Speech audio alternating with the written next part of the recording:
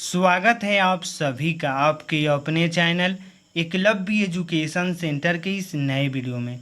दोस्तों, आज की इस वीडियो में हम यह जानने का प्रयास करेंगे कि बरसात के मौसम में करेला की खेती करने का सही रणनीति क्या है।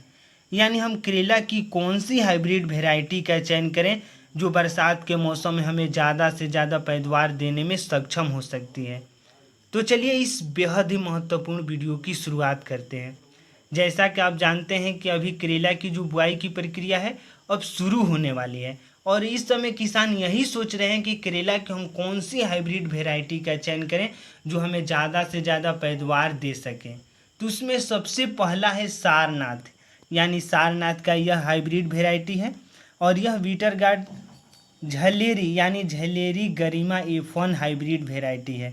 यानी सारनाथ प्राइवेट लिमिटेड जो कंपनी है यह करेला की बीजों का निर्माण किया है और इसका जो नाम है वीटरगार्ड झलेरी गरिमा F1 हाइब्रिड वेराइटी। यानी सारनाथ के जो हाइब्रिड वेराइटी आपके सामने देख रहे हैं कि 4 हैं।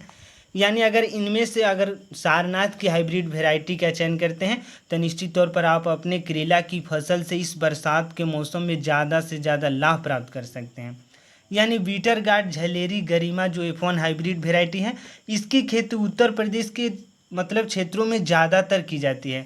यानी अगर उत्तर प्रदेश से आप संबंध रखते हैं और सारनाथ के हाइब्रिड वेराइटी का चयन करते हैं अपने करेला की फसल के रूप में तो निश्चित तौर पर आप ज़्यादा से ज़्यादा लाभ प्राप्त कर सकते हैं। और उसी क्रम में जब हम आगे की ओर बढ़ते हैं तो अगला है सिस्को प्राइवेट लिमिटेड जो कंपनी है वह भी वीटरगार्ड यानी करेला की जो बीज है उसका निर्माण करती है। जैसे F1 हाइब्रिड वेराइटी वीटरगार्ड परिंदा यानी जो सिस्को का जो प्राइवेट लिमिटेड कंपनी है उसका जो बीज है करेला का इसका नाम है परिंदा और यह भी बेहद ही बेहतरीन किस्म माना जाता है। यानी अगर इसका भी चयन करते हैं और खेती करते हैं तो निश्चित तौर पर इस बरसात के मौसम में आप करेला की फसल से ज़्यादा लाभ प्राप्त कर सकते हैं।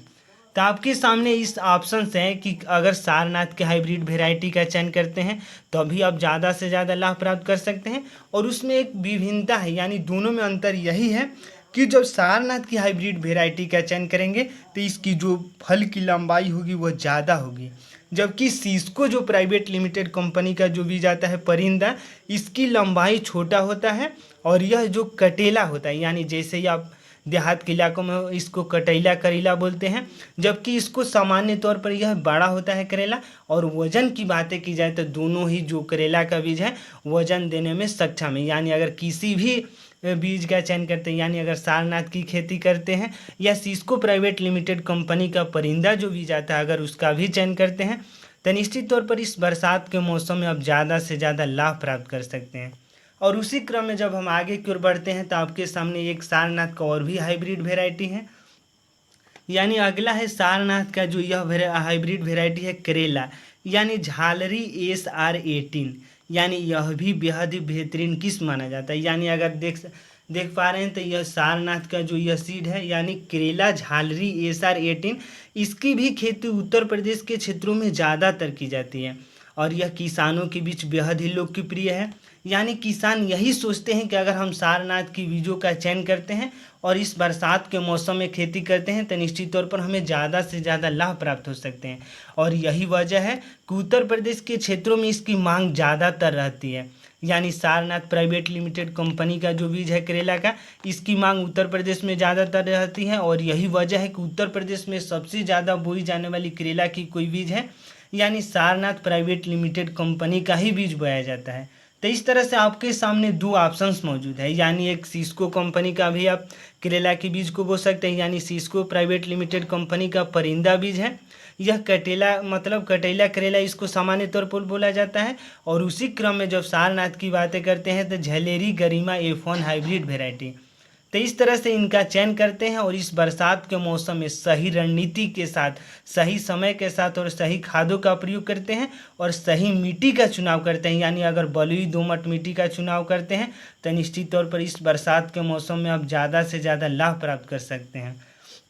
यानी जो अगला यह है करेला झालरी SR18 इसकी भी खेती सबसे ज़्यादा उन्नत किस्म का बीज माना जाता है और इसकी भी खेती आप करके ज़्यादा से ज़्यादा लाभ प्राप्त कर सकते हैं। तो इस तरह से यह बीज हुई। अब आइए समझते हैं कि करेला की फसल में हम कौन कौन से खादों का प्रयोग कर सकते हैं। यानी करेला की फसल में सामान्य तौर पर हमें ऐसे खादों का प्रयोग करना है, जैसे मान लीजिए अगर सड़े हुए गोबर का खाद प्रयोग करते हैं अपने करेला की फसल में, तो निश्चित तौर पर जो हमारा करेला का फसल है अच्छे तरीक़ों से ग्रोथ करेगा और उसमें ज़्यादा से ज़्यादा फूल और फल लगने की संभावनाएं भी बढ़ेंगी। तो इस तरह से हमें अपने करेला की फसल में सड़े हुए गोबर का खाद प्रयोग करना है। और इसके साथ साथ जैसे ही हमें करेला की फसल में फूल और फल लगने की संभावनाएं जो बढ़ रही होती है, उस समय हमें कीटनाशक दवाओं का छिड़काव निश्चित तौर पर करना है। यानी सही समय पर कीटनाशक दवाओं का छिड़काव करेंगे, सही समय पर खेती करेंगे और सिंचाई करते हैं तो निश्चित तौर पर इस बरसात के मौसम में हम अपने करेला की फसल से ज़्यादा लाभ प्राप्त कर सकते हैं। और किसान यही सोचता है, यानी जो भी किसान है यही सोचते हैं कि हम कम समय में ज़्यादा से ज़्यादा लाभ प्राप्त कैसे करें। यानी सबसे पहला सीक्रेट यही है कि हमें अच्छे तरीक़ों से हाइब्रिड वेराइटी का चयन करना होगा। उसी क्रम में दूसरा सीक्रेट यह है कि जहाँ कहीं भी करेला की खेती करने के बारे में सोच रहे हैं, यानी उस मिट्टी का पीएच मान 6.0 से लेकर 6.5 के बीच में होना चाहिए। और इसके साथ साथ यह भी ध्यान में रखना होगा कि उस स्थान पर हम करेला की खेती करें इस बरसात के मौसम में जहाँ पानी लगाव की समस्या न हो, यानी पानी लगाव न हो। अगर इन तमाम तथ्यों पर विचार करते हैं और अच्छे तरीक़ों से सही रणनीति के साथ सही समय पर खेती करते हैं तो निश्चित तौर पर इस बरसात के मौसम में हम करेला की फसल से ज़्यादा लाभ प्राप्त कर सकते हैं। तो हम आशा करते हैं कि करेला की हाइब्रिड वेराइटी को आप अच्छे तरीक़ों से समझ गए होंगे और करेला की खेती करने की सही रणनीति को जान गए होंगे। अगर वीडियो अच्छा लग रहा है, कुछ सीख पा रहे हैं इस वीडियो के माध्यम से, तो हमारे चैनल को कर दीजिए सब्सक्राइब, ताकि हमारे द्वारा अपलोड किया गया हर वीडियो आपके पास सबसे पहले पहुंच जाए और हम तथा हमारी टीम भी उत्साहित महसूस करें कि आपके लिए हम कुछ अच्छा कार्य कर रहे हैं। तो हमें दीजिए इजाज़त। धन्यवाद। Thank you.